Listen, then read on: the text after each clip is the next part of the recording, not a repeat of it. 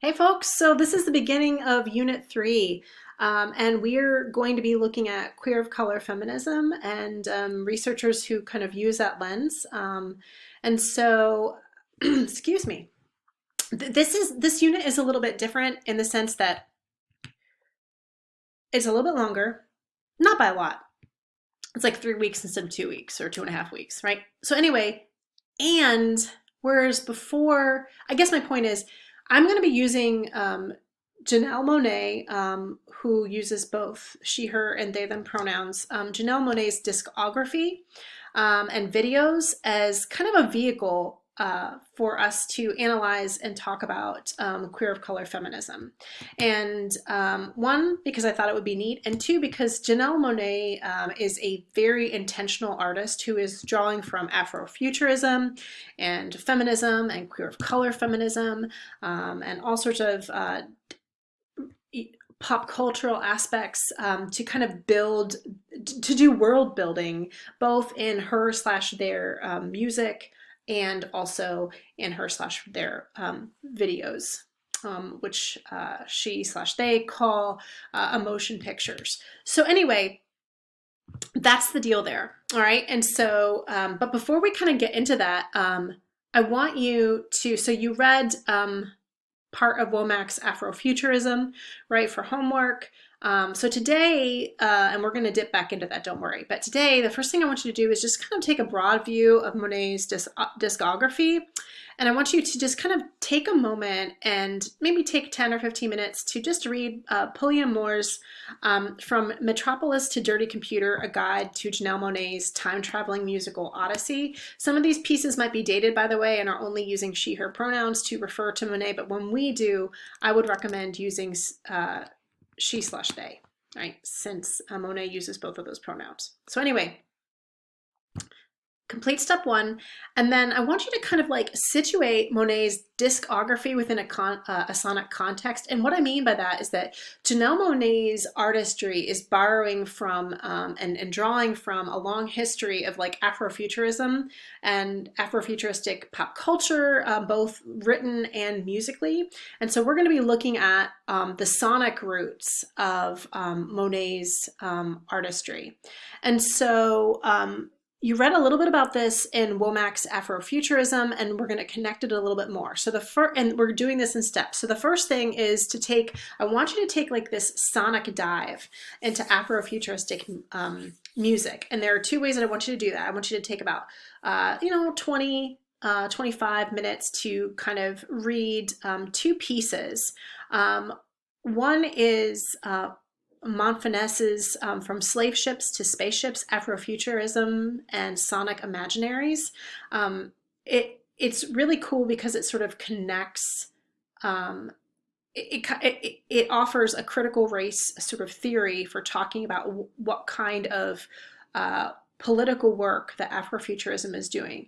And so the first part, I would say spend more time on the intro, and then, I would say, but like the latter part of it is really kind of walking you through a timeline of Afrofuturistic artists, much like Womack's piece did.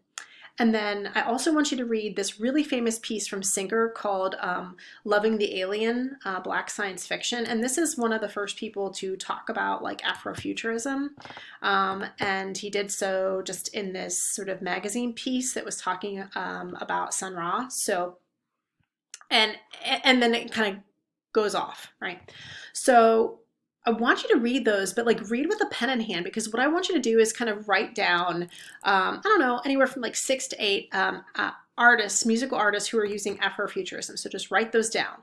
And then in the next step, I actually want you to basically hop on YouTube and start listening to some of the music of the artists that you wrote down. Don't use Janelle Monáe because we're already using Janelle Monáe, right?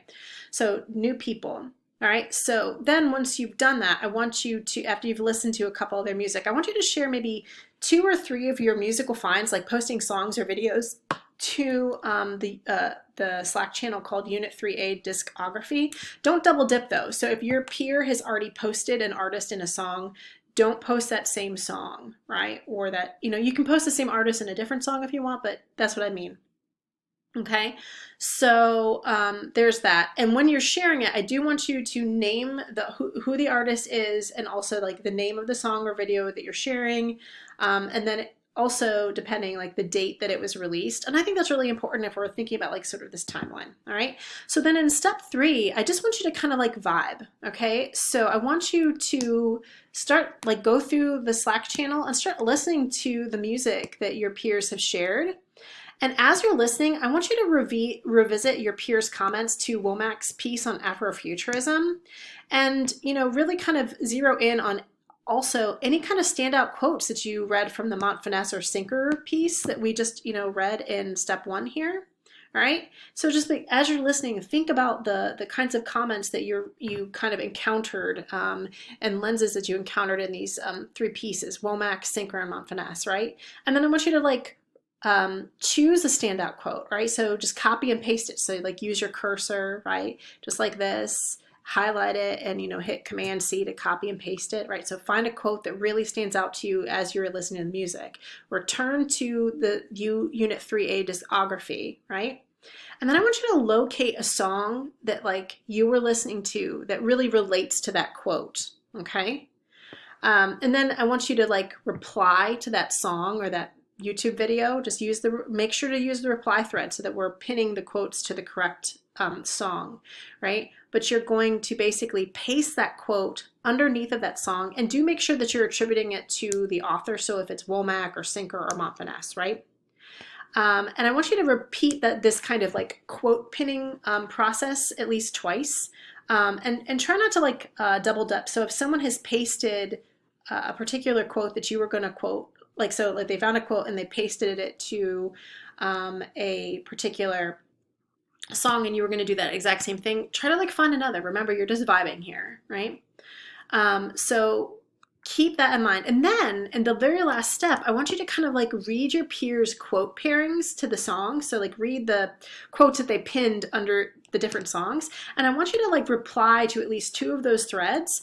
And in those comments, these replies, I want you to actually explain the connections that you're seeing between that particular song and the quote that your peer pasted underneath of it. Okay, so this is like, I don't want you to like let this be, when I say vibing, I mean like, don't like overthink it, just kind of do it, right? So this is about creating this sort of immersive experience. And remember that all of this is helping us understand this Afrofuturistic context, which is really important not only to Monet's discography, but is also important when we're talking about this Janelle Monáe's particular brand of queer of color feminism that she/they are employing in a body of work, okay? So there's that. And then for homework, I want you to read Gibson's Afrofuturism's Musical Princess, Janelle Monáe. So again, this is a piece that was published before Monet came out as non-binary, right? And so Monet's pronouns have changed since then. So just I'm noting that because I know that can be potentially triggering, if you're like, oh gosh, Monet is being misgendered, and I get that, trust. So anyway, I want you to read that and employ that 1+2 active reading model. Okay, so that's what we're doing. Let's have a good day.